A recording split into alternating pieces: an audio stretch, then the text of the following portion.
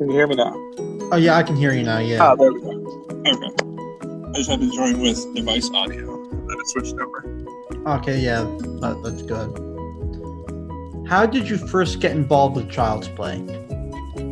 So interestingly enough, the two paths that kind of brought me to Child's Play were the PAX conventions and a charity group called Desert Bus for Hope.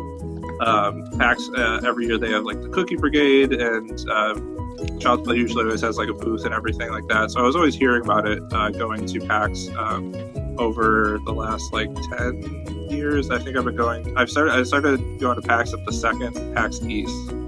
So I've been going for a while. And then in addition to that, there's also the charity Desert Bus for Hope, which is one of Child's Play's bigger donors. What was that charity's name?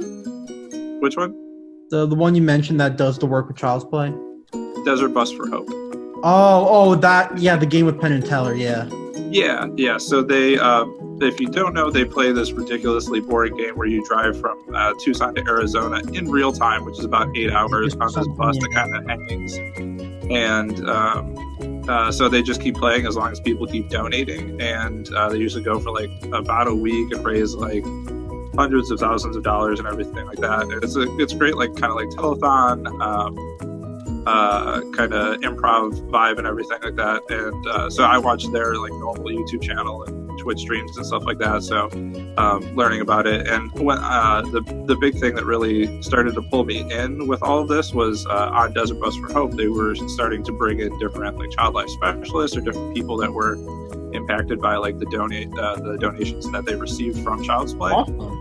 To speak to like how it impacted them and everything, and it kind of got me thinking.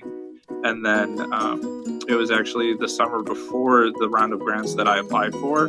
I was actually like looking into, I was from Buffalo, New York, and I was looking at the different hospitals there and like wondering like, who do I contact to see if they want this position? And then Child's Play started, and their partner hospital started announcing the grants at the different locations. So I just started applying at those and found my place here at Texas Children's. Nice. And you mentioned Desert Bus for Hope. Like, I first heard about that through the Angry Video Game Nerds episode about that game. Okay. Yeah, where he just sits there and plays it for like the 7 to 8 hours that it takes. Yeah. It was like the whole smoke and mirrors thing he did with it. It was like all the different Penn and Teller games that like got made, but like none of them were ever officially released. Yeah, it never actually got released, but the ROM for it got out somewhere at some point, and that's how the whole thing started. Yeah. Yeah, exactly. Yeah, and now they have a VR version of Desert Bus, which is hilarious.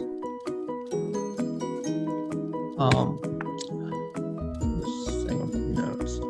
How do you feel the patients at Texas Children's Hospital are impacted by your work? I think the biggest area that I've seen that is, and you might be able to speak to this a little bit yourself, is like when people like understand you and you like click on that level of like we both share the same common interest.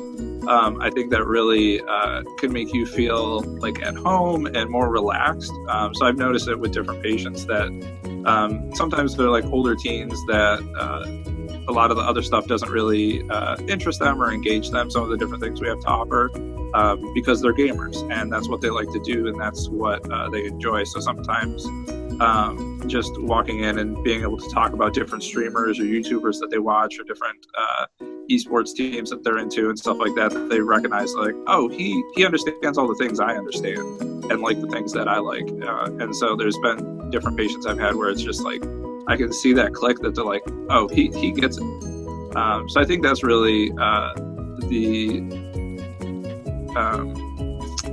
big area where I see it is that some patients that might not necessarily have that person that understands them here have somebody to engage with. You know, especially when you're in an environment like that, more likely than not for the reasons that you want to be there. Exactly. Yeah. It's great to have like someone like that you can, like turn to. I think my biggest philosophy, and because I'm part of the child life team here, the approach I take is to ask and listen to what they like to do. one of the big like philosophies of child life is like normalization and the options and choice that patients have. Because obviously, like a lot of things, like their medicine, they have to take that to get better. They might have to do PT, OT to get stronger and different things like that. So those are different things that they have to do to get better.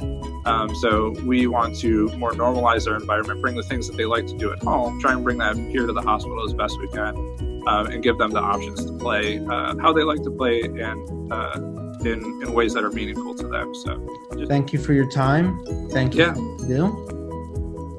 Thank you. Thank you for doing this to help spread the message. All right. Thank you, sir. All right. Thank you. Have a good day. You too. Bye-bye. Bye.